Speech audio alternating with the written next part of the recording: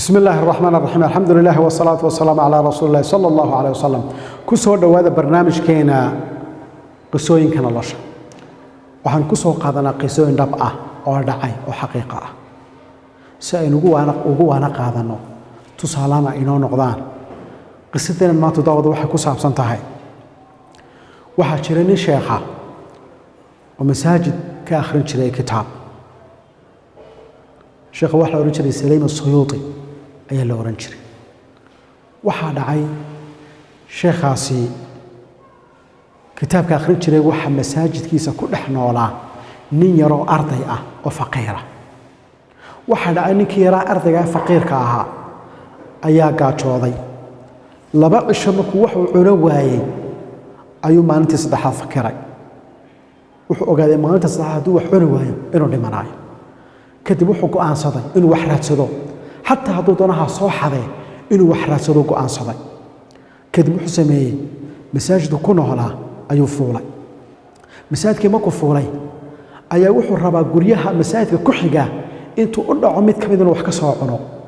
markaa wuxuu sameeyay masaajidkii markuu fuulay ayuu gurigiisa ugu horeeyay masaajidka ku agyaalay isku qabsoomayeen ayuu eegay waxa arkay inuu dumar ka hadlayaan oo dhaafay masaajidkii labaad buu eegay gurigii labaad buu eegay wuxuu arkay inuu cunto ka soo ureysada madbaxiisa uu ku daadegay gurigana cidlo ahaa madbaxii buu galay madbaxii sidaa markuu galay ayaa mise wuxuu arkay dheriga saaranba waa faaruudaj baa saaran waa cunto aad u macaan oo carabtu aad u jeclaayeen isla markiiba bahalkiibuu qabsaday sidaa markuu u qabsaday uu sida afka u geliyey uu ilkaha sida ugu qaniinay uu isiri liq ayuu xasuustay ilaahay xasuustay markuu ilaahay xasuustay ayuu murgooday markaasuu yiri maanoo arday ah masaajid ku dhex nool kitaab diin dhiganaya miyaan maanta dadkii xadaya ilaah waan ku toobad keenay bartiiba ku joojiyay cunitaankii intuu afkii ka soo saaray ayuu bartiisii ku celiyay halkiisii ka noqday masaajidkiisii dib ugu noqday masaajidkii dib ugu noqday ayuu xalqadii sheekho socota markaa ayuu iska fadhiistay laakiin se uu gaajoonayo xalqada waxa ka socda ma fahmi karaba in yar ka bacdi xalqadii markay dhamaatay ayaa gabadhi soo gashay gabadhi markay soo gashay ayay sheekha hoos ula hadashay sheekha markay hoos ula hadashay ayuu sheekhu sidaa noo eegay markuu sidaa dadkii u eegay mise cidba ma joogto anuuma meesha fadhiyaba waabuu ii yeedha kaalay buu yidhi wuxuu igu yidhi weli ma guursatay waxaan ku weli maan guursan si wuxuu igu yidhi sheekhay baa igu odhanayee ma rabtaa inaad guursato saa ku yidhi sheekh maxaan guursani roodhi waxaan ku soo iibsadaa ma haystaa markaasuu yidhi dhegayso gabadhan iminka ii timi waxay igu tiri nin baa i qabay ninkii baa iga dhintay markuu iga dhintana wuxuu iiga tegay guri iyo macaash biil buu iiga tegay mushahar buu iiga tegay waxaan rabaabay tiri nin ilaahay dartii ii guursada oo nolosha runtii aanu iska caawino markaa dadana waxay leedahay oday bay leedahay odayga halkaa fadhiya ayay leedahay adeerkeeda cid kalaan ma haysato markaa diyaar ma tahay inaad gabadhaa guursato ninkii beer haade waa guursanaya ilaa waa alaab isku qofalaan markaas u aqbalay inuu guursado ninkiibaa oday sheekhiibaa muxuu sameeyey laba markhaati buu u yeedhay odaygii adeerka u ahaana uu yeedhay meherkiina isagaa ka bixiyey uu isu meheriyey markuu isu meheriyey ayuu yidhi israaca waa israaceen gabadhii iyo inankii faqiirka ahabaa israacay gurigii bay tageen gurigii saa marka u galeen ila guriguba waa gurigu u soo dhacay ee uu siri wax ka xad sidaa markuu u soo galay ayaa waxay samaysay gabadhu ay ninkii ku tiri cunto ma rabtaa suu yidhi haa madbakhii bay gashay madbakhii markay saa u gashay ay sidaa daboolka uga qaaday mise waxabay aragtayba cuntadiiyo qayb ka mida lago sidaa ilkaha loogu qaniinay markiiba waxay tiri allah oo maxaa dhacay bay tiri sootan cuntadii aan karinayay meesha aan saarayba ilkaha lagu qaniinay ninkiiba saa u soo egtayoo mise waaba ninkiiyo aad u yaaban dhinacna ka ooyaya markaas waxay ku tiri maxaa dhacay markaasuu qisada uga sheekay uu ku yidhi anigoo gaajoonaya ayaan halkan soo galay saan u xado markaan sidaa u hurayna afka u geliyeyna ilaah baan xasuustay waan ka tegey gabadhiya maxay ugu jawaabtay ammaanada markaad ilaalisay xaaraanta markaad iska ilaalisay baadinjaankan inaad cunto markaad iska ilaalisay ayuu ilaahay muxuu kugu abaalguday inuu ku siiyo aniga iyo guriga iyo wixii aad ka tagtayba oo xalaal ah inuu ku siiyo ayuu ilaahay kugu abaalguday daawada qisan waxay tilmaanaysaa haddii aad xalaasha ku dadaasho haddaad xaaraan oo dhan ka tagto ilaahay dartii aad uga tagto ilaahay wax ciwad ah oo badiil ah oo ka khayr badan ayuu ku siinayaa marka ku dadaal noloshaada intaad nooshahay xalaal kaliya inaad quudato taa ku dadaal taasaa muhiima wasalaamu calaykum waraxmat ullaahi wabarakaatu waxaa kaloon in yar idinka warramayaa qiso dhex martay laba ruux mid waa mid caasiya waa cidqijo aad iga cajaa'ibisay mid waa nin caasiya qur'aankana aad u yaqaan iyo gabadh cafiifada oo iyana qur'aanka aad u taqaan waxaad arkaysaa aayadda qur'aanka ee ilaahay odhanaya yudilu bihi man yashaau wayahdi bihi man yashaa ninkanu aayado qur'aanuu ku haasaawaya gabadha kula haasaawaya iyana aayado qur'aanay ku difaacaysaa markii ugu horreysay waa nin faqiira ninkani gabadhan ayaa soo agmartay gabadhana waa gabadh aad iyo aad ilaahay u qurxiyey markaasuu ninkii la yaabay ilaahay gabadhan quruxda u siiyey markaasuu aayad qur'aana soo qaato oo wuxuu yidhi wasayannaaha linnaadiriin buu aqriyey waxaanu u qurxinay dadka daawanaya faqaalat markaase waxay ku tidhi waxafidnaaha min kulli shayطaanin rajiim shayطaan kastoo rajiima ilaahay waa ka ilaaliyey markaasuu yidhi bal hiya fitnat walaakina akarahum laa yaclamuun imtixaan baa tahay dadka qaarkood ma garanayaane fitna adduunka lagu keenay markaasay ku tidhi waataquu fitnatan laa tusiibanna aladiina dalamuu minkum khaasa haddaad fitno ii dareemayso dee iska badbaadiyo iska ilaali markaasaa wuxuu haddana yidhi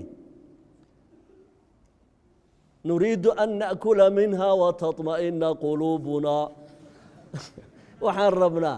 inaan wax yar ka dhadhamino si niyaddayadan kacday aa u yaro xasisho markaasaa waxay ku tidhi lan tanaalu lbira xataa tunfiquu mima tuxibuun meherkeen dee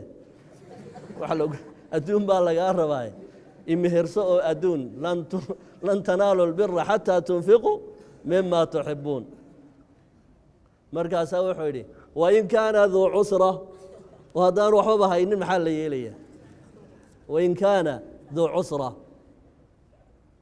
markaasaa waxay ku tidhi xataa yugniyahum allah inta ilaahay hani yeelaya ha iska sugaan markaasuu haddana uu yidhi waaladiina laa yajiduuna maa yunfiquun haddaanu haynba wuxuu bixiyana qaalat ulaa'ika canha mubcaduun hadduu faramaran yahay tan oo kale ilaahay waa ka fogey faxmara wajhuhu qadiiban wa qaala alaa lacnat ullaahi calaa nisaa'i اlardi ajmaciin ilaahay lacnadiisu dumarka dunidao dhan ha ku dhacdo faajaabatu lidakari midlu xadi اlunhayayn ayay iyana ugu jawaabtay marka waa laba ruux way sheekaysanayaan waaxid wuxuu ku aasaawayaa qur-aankii midna qur-aankii buu isku difaacaya labadaasiba dee way halkay kala joogaan waa dareemaysaa marka qisaska horta ku saabsan dadkan saalixiinta ah ee ilaahay ka dhowray macaasida aad bay u badan tahay oo haddaynu caawo o dhan ka sheekeeya isnidhaahno ee ka dhammaan mayno waxayse aan intaa u soo qaatay dadkii aan nebiyaalka ahayni siday macaasida uga dhowrsan jireen iyo marka ilaahay uu ka ilaaliyey ifkaba sida ilaahay ugu gargaaray tabaaraka wa tacaala ay ugu liibaaneen iyagoo nebiyaal ahayn maantana wakhtigan lagu jiro waa wakhta alfitna weliba zamankiinani dadka ku soo beegmee dhallinyaradii waa dad aad iyo aad u nasiib daran aad iyo aad u ayaan daran ilaa man raximahu اllah nin ilaahay u naxariistay mooyaane nin kalena ka badbaadi kari maayo oo waxay ka dhigan tahay ruux intaad biyo ku riday badweyn aad tidhiyay barbiyihii ku taabanin macquul meeta badweyn buu ku dhex jiraa haddana waxaad maxaanku idhaha ku xujaysay barbiyihii ku taaban waxaan dhici karayn qisada kale waxa ay khusaynaysaa inay ilaaliyaan dumarku ammaanada dumarkay daliilu noqon kartaa وقصة عن وقت فوقين وقت عن فوقين عضي السباق قصة صو ورياء صار نقرة وحاول نبقى كمان قرصدي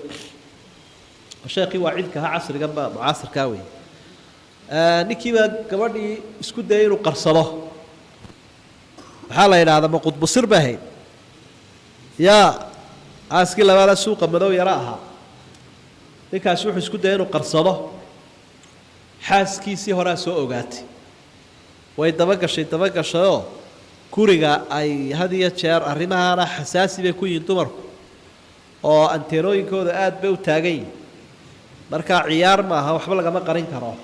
kullay leerkeedu meel un bay kaga soo shidi doontaa guriga uu galaabay soo heshay iskumay dhibin qof waxay aad u miyir qabto iskumay dhibin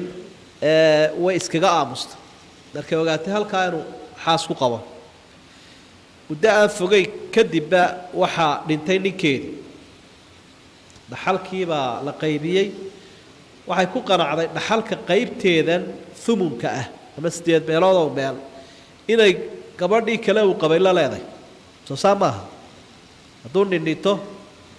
humun ama 8 meelood oo meel bay wada yeelanayaan labada xaas